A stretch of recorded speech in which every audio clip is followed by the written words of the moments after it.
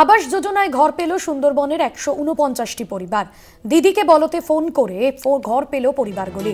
বসিরহাটের হিঙ্গলগঞ্জের ১১৯ নম্বর বুথের ঘটনা। সঞ্জিত চক্রবর্তী আমাদের প্রতিনিধি রয়েছেন ফোন লাইনে। সঞ্জিত, সুন্দরবনের ১৪৯টি পরিবার ঘর পেয়েছে, পরিবারগুলি কি জানাচ্ছে, কি বলছে তারা?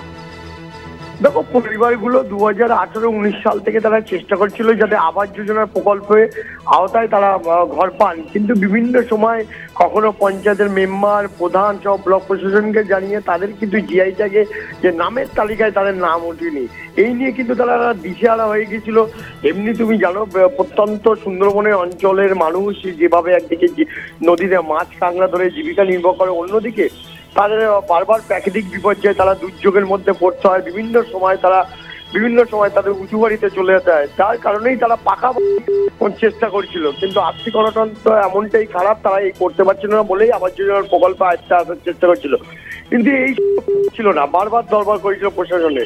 কিন্তু এই গত 7 দিনে হিঙ্গলগঞ্জ ব্লকের সান্ডেলবি গ্রাম পঞ্চায়েতের সব বিভিন্ন পঞ্চায়েতে প্রায় ১৪৯টি পরিবার তারা কিন্তু দিদিকে বলো যে ফোন নম্বরে ফোন করে আবাস যোজনার প্রকল্পের কিন্তু আয়তন করে, এবং তারা কিন্তু রীতিমতো খুশি, আবেগ আপ্লুত। তারা ধন্যবাদ দিয়েছেন রাজ্যের প্রশাসনিক প্রধানকে।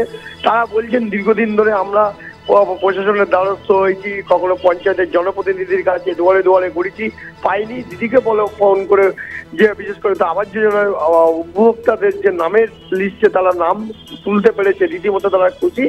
তারা চাই যে আগামী দিনে যাতে এইভাবে যা সাধারণ সামাজিক প্রকল্প থেকে সরকার, অর্থাৎ যে জন্ম থেকে মৃত্যু পর্যন্ত যে সরকারি প্রকল্প রয়েছে তার সুবিধা যাতে সহজ অর্থাৎ পায়, তার জন্য তারা সব রকম আশ্বস্ত করেছেন। পাশাপাশি এই নিয়ে কিন্তু রীতিমতো খুশি, এবং বিশেষ করে সেখানকার উপপ্রধান থেকে শুরু করে যারা পঞ্চায়েতের সদস্য আছে তারাও এই ঘটনায় তারা মাননীয় মুখ্যমন্ত্রীর কথা বারবার বলেছেন, এবং বলেছেন যাতে আমরা চাই যে সাধারণ মানুষ এই সামাজিক প্রকল্প থেকে যাতে বঞ্চিত না হয়। তারা এই দিদিকে বলো ফোন নম্বর থেকে যে প্রকল্পের সুবিধা পেয়েছে, রীতিমতো তারা উৎসাহিত এবং তারা খুশি।